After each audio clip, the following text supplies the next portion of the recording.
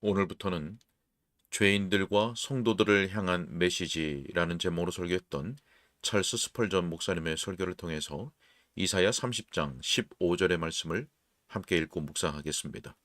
오늘은 이 설교 가운데 첫 번째 요점인 죄인들과 관련된 구원의 메시지라는 내용을 읽도록 하겠습니다. 먼저 본문의 말씀을 읽겠습니다.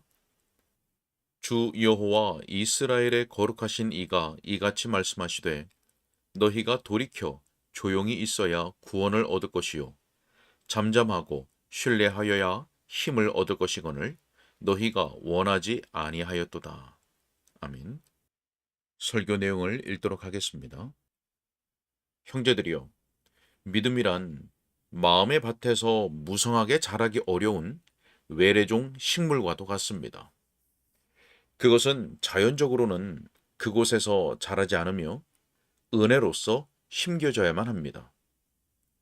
우리 모두가 본성적으로는 우상 숭배자들입니다.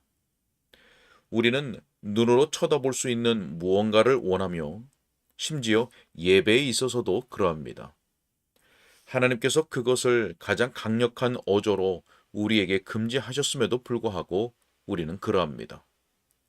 우리의 삶과 관련하여 우리는 언제나 육체의 힘을 갈망하며 무언가 만질 수 있고 볼 수 있는 것을 의지하기를 원합니다. 하나님의 은혜가 우리를 도우시지 않으면 우리는 보이지 않는 것에 전적으로 우리 자신을 맡기지 못하며 하나님께 우리 자신을 의탁하지 못합니다. 그러나 은혜의 성령께서 우리에게 그분만 의지하는 거룩한 기술을 가르쳐 주신다면 그것은 우리에게 너무나 좋은 일입니다.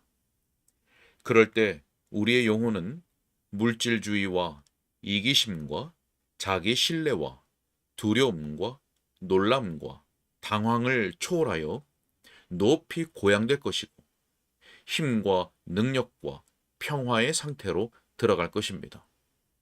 자, 이것이 본문이 우리에게 말하는 것입니다.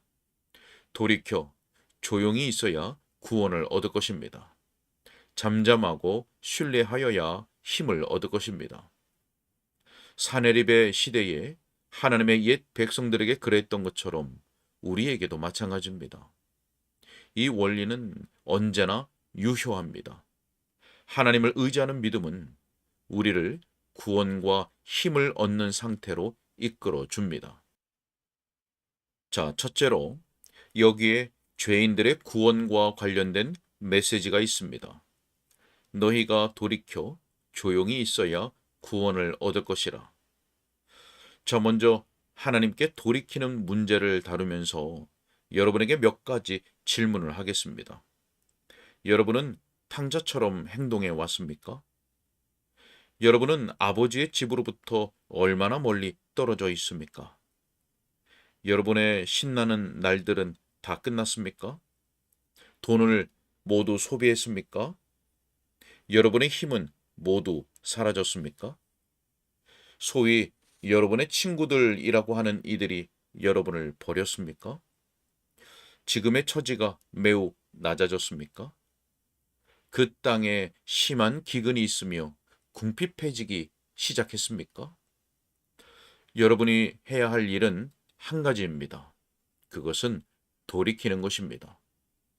여러분에게 다른 어떤 무엇보다 요구되는 것은 하나님께로 돌이키고 그분 안에서 안식하는 것입니다. 하지만 여러분이 그 중에서도 첫 번째 할 일은 돌이키는 것입니다. 저는 여러분이 탕자가 굶주림 속에서 말했던 것처럼 이렇게 말하기를 바랍니다. 내가 일어나 아버지께 가리라. 자, 여러분이 하나님께 돌이키기 전에는 결코 올바르게 될 수 없습니다. 여러분은 여러분을 지으신 하나님이 없이 지낼 수가 없습니다. 의지를 가지고 노력해 볼 수는 있겠지만 창조주에게서 떠난 피조물은 헛된 존재일 뿐 아무것도 아닙니다. 자기의 조물주에게서 떠난 인간은 전적으로 비참한 처지에 놓여 있습니다. 여러분은 결코 안식하지 못할 것입니다. 만세 반석에서 안식할 때까지 여러분은 결코 안식할 수 없습니다. 그 반석에 이르기까지 여러분은 계속해서 이리저리 떠돌며 요동칠 수밖에 없습니다. 아마 여러분은 이렇게 말할 것입니다. 하지만 제가 어떻게 돌이키지요? 어떻게 해야 제가 하나님께 돌아갈 수 있을까요? 자, 여러분을 위해 만들어진 길이 하나 있습니다. 그분이 골짜기들을 메우고 산들을 낮추셨습니다. 그리스도는 아버지께로 가는 길이시며 유일한 길이십니다. 그분에 의해서가 아니면 누구도 아버지께로 올 수 없습니다. 그 길을 따라 헤아릴 수 없는 순례자들이 여행을 했고 예수 그리스도를 통해 하나님께 이르렀습니다. 야곱이 꿈에서 보았던 사닥다리가 여러분 앞에 있는 것을 보십시오. 그 사닥다리의 밑바닥은 여러분이 서 있는 곳에 있습니다. 하지만 그 꼭대기는 하늘에 계신 언약의 하나님에게까지 도달합니다. 성육하신 하나님의 아들의 인격과 사역과 공로를 경유하여 여러분은 아버지의 품으로 올라가야 합니다. 그분의 수치스러운 십자가와 그분의 죽음과 매장과 부활을 경유하여 여러분은 하나님께 돌아와야 합니다. 여러분에게 다시 한번 상기하거니와 이것이 유일한 길입니다. 천국과 하나님의 품에 이를 수 있는 다른 입구는 없습니다. 자, 한 사람이 말합니다. 예, 그것을 압니다. 하지만 저는 여전히 돌아갈 수 없다고 느껴집니다. 자, 왜 그럴 수 없습니까? 저의 죄가 심히도 무겁기 때문입니다.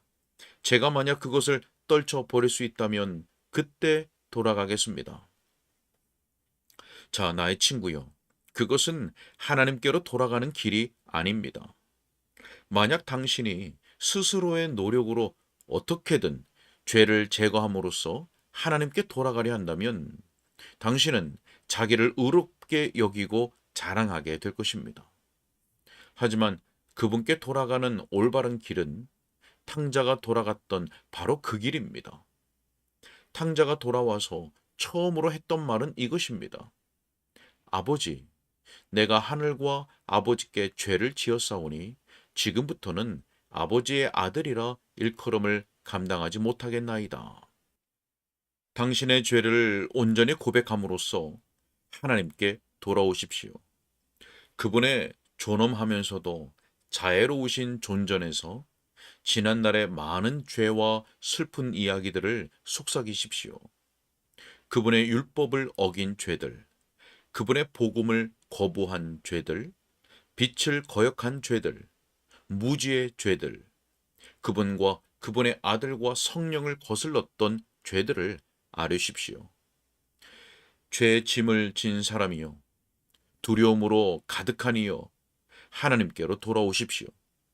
그분의 아들 예수 그리스도를 통해서 그분 앞에 모든 것을 자백하십시오. 그러면 용서가 임할 것입니다.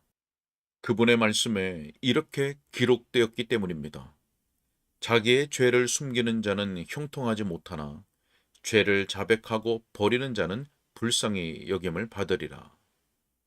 자, 또 한 사람이 말합니다. 예, 하지만 그것이 저에게는 어려운 문제입니다. 저는 죄를 자백할 뿐 아니라 죄를 버려야 하거든요. 네, 진실로 그렇습니다. 만약 당신이 예수 그리스도를 통해 하나님께 돌아오고자 한다면 그분은 당신이 죄를 버릴 수 있게끔 하실 것입니다. 우리 구주께서 탄생하시기 전에 천사가 요셉에게 말했습니다. 그의 이름을 예수라 하라. 이는 그가 자기 백성을 그들의 죄에서 구원할 자이심이라. 예수님이 주시는 구원은 불신앙으로부터의 구원, 마비된 양심으로부터의 구원, 교만과 정욕과 악함과 시기심과 그 외 모든 종류의 악으로부터의 구원입니다. 당신의 죄들 중에서 어떤 죄를 당신은 간직하고 싶습니까? 너무나 매혹적이어서 아껴두고 싶은 죄가 한 가지 있습니까? 형제여, 당신의 이런 죄들을 차례로 가져오십시오. 주님께 정의의 검을 빌려주시도록 요청하여서 그것들을 차례로 죽여 주님 앞에 매달도록 합시다. 그것들은 저주받은 것들이기 때문입니다. 그것들 중 어느 한 가지도 아끼지 마십시오. 그것이 또 다른 악악처럼 당신에게 교묘하게 찾아와서 이렇게 말하더라도 온정을 베풀지 마십시오. 진실로 사망의 괴로움이 지났도다. 자, 검으로 모든 죄의 목을 베십시오. 각각의 죄가 귀공자와 같다고 해도 그것을 죽이고 십자가에 매다십시오. 그들이 당신의 주님을 매달았던 형틀에 서 있습니다. 그곳에 반역의 죄들을 매다십시오. 그것들을 모두 죽이십시오. 기억하십시오. 만약 당신이 그것들을 죽이지 않으면 그것들이 당신을 죽일 것입니다. 하나님께로 돌이키는 것은 죄로부터의 돌이킴을 포함합니다. 당신은 탕자가 아버지께 돌아왔을 때 한 손에는 도박용 주사위를 들고 다른 손에는 다른 죄의 도구를 들고 왔다고 생각합니까? 그가 돼지의 오물이 묻은 더러운 모습으로 올 수는 있습니다. 그가 굶주림 때문에 비참한 모습으로 올 수는 있습니다. 하지만 그는 자유분방한 삶을 떠나야 하며 먼 나라에서의 방종을 버려야 합니다. 이런 것들은 그의 아버지의 집에서는 용납되지 않습니다. 아버지, 내가 죄를 지었습니다. 라고 말할 때까지는 그는 용서의 입맞춤을 받을 수도 없습니다. 그가 아버지 앞에 선다는 그 사실이 이전의 죄로부터의 단절이며 그가 그것들을 버렸다는 것을 의미합니다. 자, 또 한 사람이 말합니다. 저에게는 또 다른 어려움이 있어요. 저는 저의 죄를 하나님께 고백했습니다. 그리고 그분의 은혜로서 죄를 버리기로 결심했어요. 하지만 저의 과거의 죄를 어떻게 제거하지요? 자, 그것에 대해 곧 대답하겠습니다. 하지만 우선 본문을 보십시오. 본문은 돌이키라고 말합니다. 하나님께 돌아오면 당신은 구원을 받습니다. 당신은 지금 그분을 단순하게 의지함으로써 그분께 돌아올 수 있습니다. 자, 당신의 모든 죄의 원인은 당신이 그분을 의지하지 않는다는 것입니다. 당신이 그분을 의지한다면 당신은 그분께 순종할 것이고 행복이란 그분께 대한 순종을 통해 오는 것임을 입증할 것입니다. 당신은 이것이 사실이라고 믿지 않았습니다. 그래서 멀리 떠나 불순종하였으며 그곳에서 더 큰 행복을 찾을 수 있다고 오해한 것입니다. 하지만 지금이라도 당신이 믿고자 한다면 모든 것이 당신에게 가능합니다. 당신과 그분 사이의 싸움에서 그분이 옳고 당신이 틀렸음을 공정하게 인정하십시오. 당신이 그분께 항복하고자 한다면 반역의 무기들을 버리고 이렇게 고백하십시오. 선하신 주님, 이제 모두 끝났습니다. 저는 당신이 정당하고 참되시며 은혜로우심을 믿습니다. 저는 당신이 어떻게 정의로우시면서 동시에 저를 용서하실 수 있는지를 이해하지 못합니다. 하지만 하여간 저는 당신께 옵니다. 그리고 당신께 저 자신을 맡기겠습니다. 저는 감히 더 이상 당신을 적대시하지 않겠습니다. 나의 하나님, 나의 창조주, 나의 보호자, 내 아버지, 내 모든 것 되시는 주여, 만약 제가 당신과 화해하지 못한다면 비록 천국을 저에게 주신다고 해도 저는 만족할 수가 없습니다. 저는 온 마음으로 당신을 구하나이다. 자, 거기에 구원의 길이 있습니다. 사랑하는 이여, 만약 제가 말한 것이 당신에게 정녕 사실이라면 이미 당신의 구원은 확실합니다. 하나님을 간절히 구하는 자는 더 이상 하나님의 원수가 아니기 때문입니다. 하나님의 은혜가 이미 당신에게 역사하고 있으며 그것이 지금 당신을 그분께로 이끌고 있습니다. 그렇지 않다면 이러한 애타는 고민과 강한 열망이 결코 당신의 영혼을 사로잡지 못했을 것이기 때문입니다. 아멘. 오늘은 여기까지 읽겠습니다.